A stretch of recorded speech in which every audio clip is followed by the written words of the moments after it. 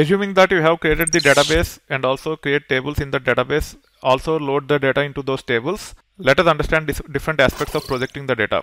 If you don't have that database and require tables, make sure you go through the previous topics, create the database, create the tables in the database, and also load data into the tables, and then you should be able to follow this. To project the data, we primarily use select clause. We can project all columns using star, or we can provide a subset of columns to project only those fields. So let's see what I'm talking about. If you want to select from all the columns from orders, you can use this select star from orders limit 10. It will project 10 rows using all the columns. Now if you want to project only subset of columns, you should know what all columns the table have. For that you can run this describe command and get the column names, and then you can provide the column names in any order, whatever columns you want to display. You can also apply functions to get derived columns like this. So in this case, this is a derived column.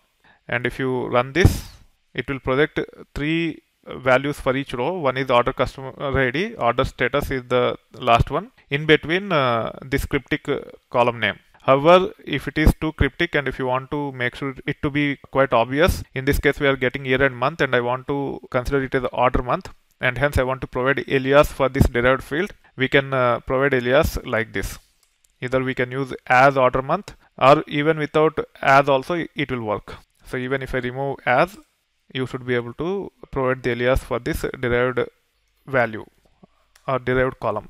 That being said, as we have seen how to project all the columns or subset of columns along with the functions, now we can actually talk about getting distinct records. At times when we try to project a subset of the columns, there can be duplicates and you might want to eliminate those duplicates. That's where distinct can be leveraged.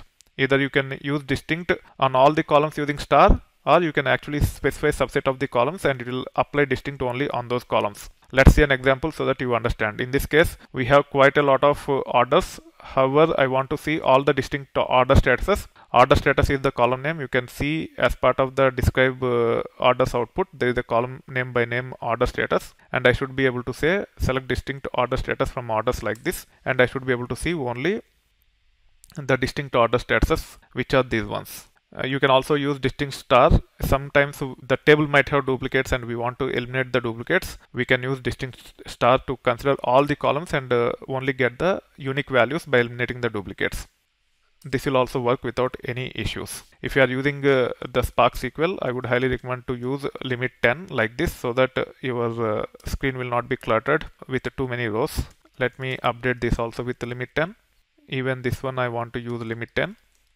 Here also I want to specify the limit 10.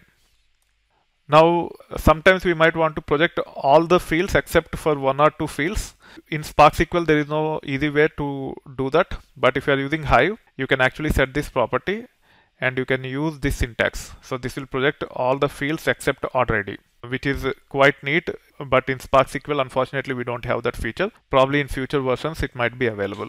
If you are using data frame operations, it is pretty straightforward. There is a function called as drop, and you should be able to drop the fields from the data frame, and you should be able to project only those fields which you want to consider for the projection. However, with respect to Spark SQL, it is not very straightforward.